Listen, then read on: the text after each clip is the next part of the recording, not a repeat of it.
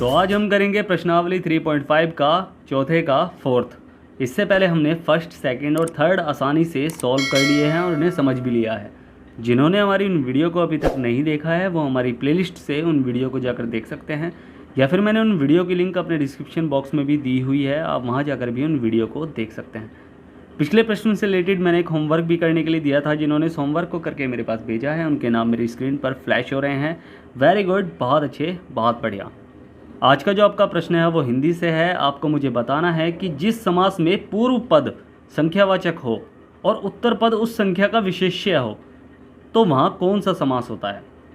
फिर से रिपीट कर रहा हूँ कि जिस समास में पूर्व पद संख्यावाचक हो और उत्तर पद उस संख्या का विशेष्य हो तो वहाँ कौन सा समास होता है। इसका आंसर आपको मुझे कमेंट बॉक्स में लिखकर भेजना है। तो चलिए शुरू करते हैं प्रश्नावली 3.5 का चौथे का फोर्थ। इसमें उसने दिया है कि एक राजमार्ग पर दो स्थान ए और बी 100 किलोमीटर की दूरी पर स्थित हैं। एक कार ए से तथा दूसरी कार बी से एक ही समय पर चलना प्रारंभ करती है। यदि ये कारें भिन्न भिन्न चालों से एक ही दिशा में चलती हैं तो वे 5 घंटे में मिलती हैं। यदि वे विपरीत दिशा में चलती हैं तो 1 घंटे के पश्चात मिलती हैं।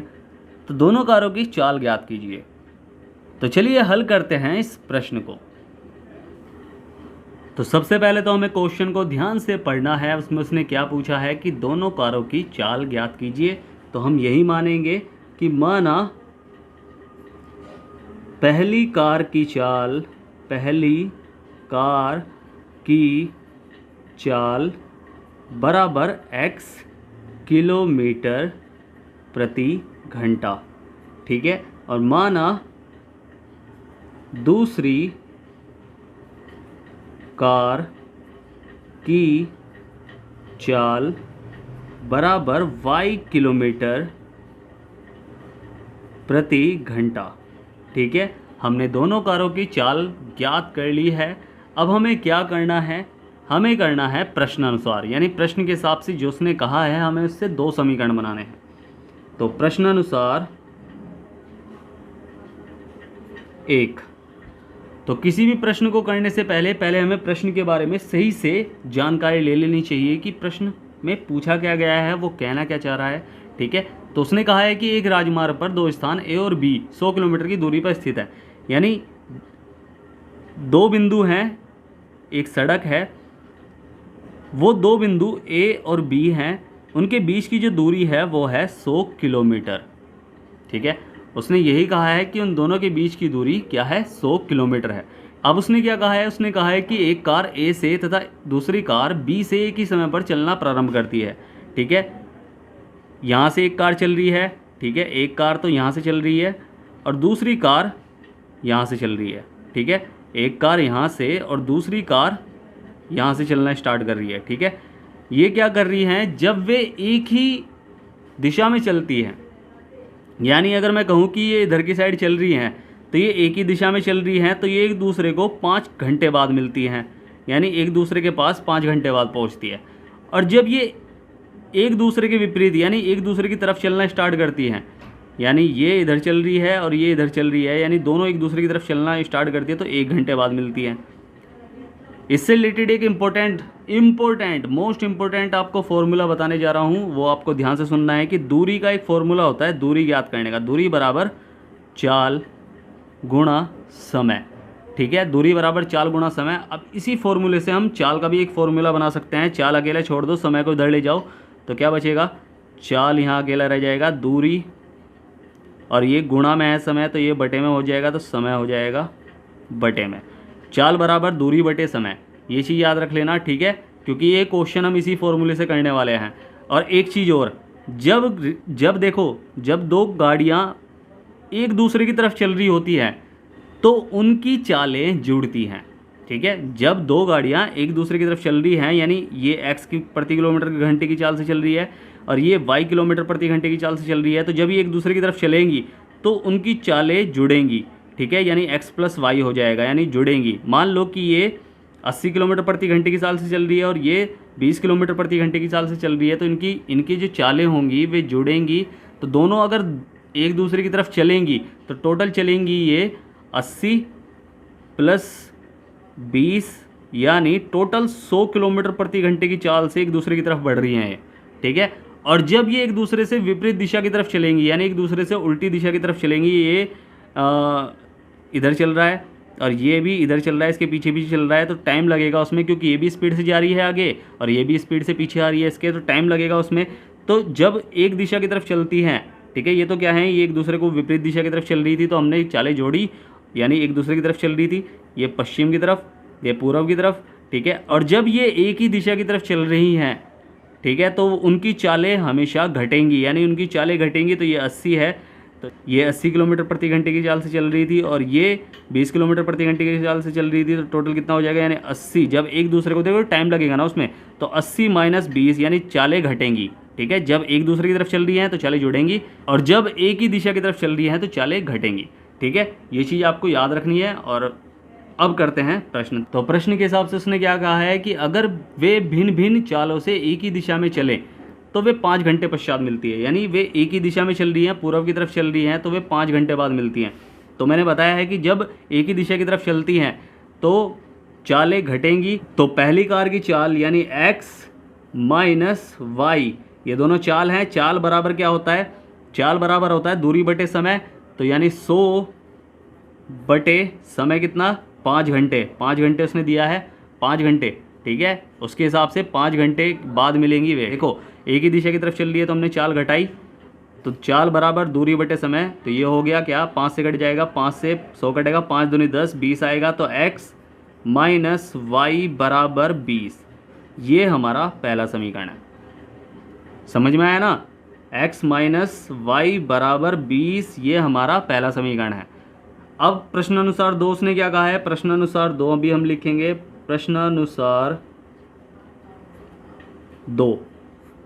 अब प्रश्न के हिसाब से 2 उसने कहा है कि यदि वे विपरीत दिशा की तरफ चलें तो 1 घंटे पश्चात मिलती हैं। यानी विपरीत का मतलब क्या है कि ये पश्चिम की तरफ चल रही है, ये पूर्व की तरफ चल रही है, तो जब दोनों एक दूसरे की तरफ चलेंगी, जब दोनों एक दूसरे की तरफ चलेंगी तो वे क्या होंगी, उनकी जो चाल हैं वे जुड़ेंगी, ठीक है। तो हम क्या करेंगे, x + y, यानी x + y बराबर, अब 1 घंटे बाद मिल रही है, तो 1 घंटे बाद मिल रही है तो उनकी चालों का योग कितना होगा। देखो 100 किलोमीटर की दूरी है, 1 घंटे बाद मिल रही है, तो 100 किलोमीटर प्रति घंटा ही तो होगा ना, ठीक है। 100 किलोमीटर की दूरी है, 1 घंटे बाद मिल रही है, तो 100 किलोमीटर प्रति घंटे की चाल से चल रही है, तो x + y बराबर 100 किलोमीटर प्रति घंटा। तो ये हमारा दूसरा समीकरण हो गया, ठीक है। इस तरह हम समीकरण बनाते हैं। क्वेश्चन टफ है मगर इतना भी टफ नहीं है कि हम समझ ना पाएँ। वीडियो को 2 बार देखो, 3 बार देखो, पक्का समझ में आएगा। अगर तब भी समझ में ना आए तो आप मुझसे पूछ सकते हैं, ठीक है।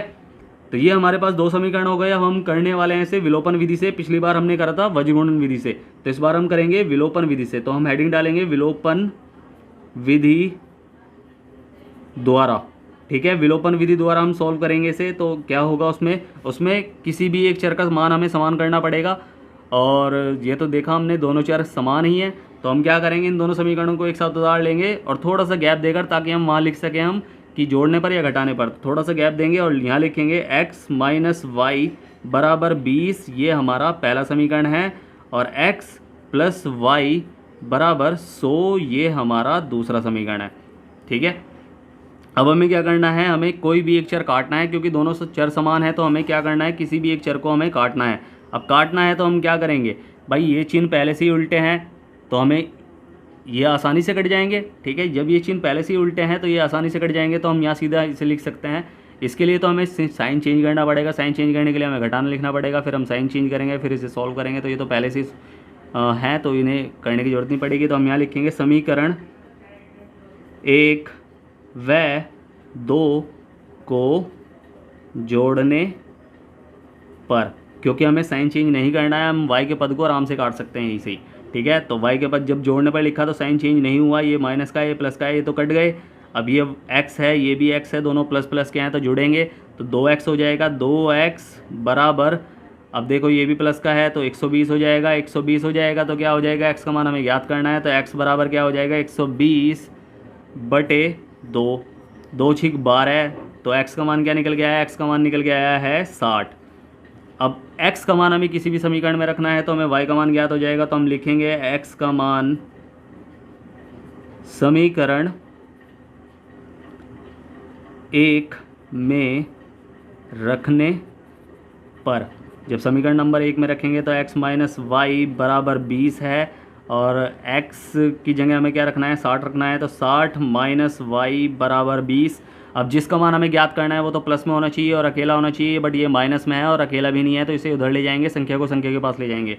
तो 60 माइनस 20 बराबर वाई हो जाएगा। तो 60 में से 20 गया तो हो गया कितना, 40। तो बराबर वाई। तो x का मान क्या निकल के आया है, x का मान निकल के आया है 60 और y का मान निकल के आया है क्या, 40। उसने पूछा क्या था, दोनों की चाल ज्ञात कीजिए। हमने x क्या माना था, पहली कार की चाल। तो पहली कार की चाल बराबर 60 किलोमीटर, क्योंकि किलोमीटर प्रति घंटे में ही माना था हमने, 60 किलोमीटर प्रति घंटा। और दूसरी कार की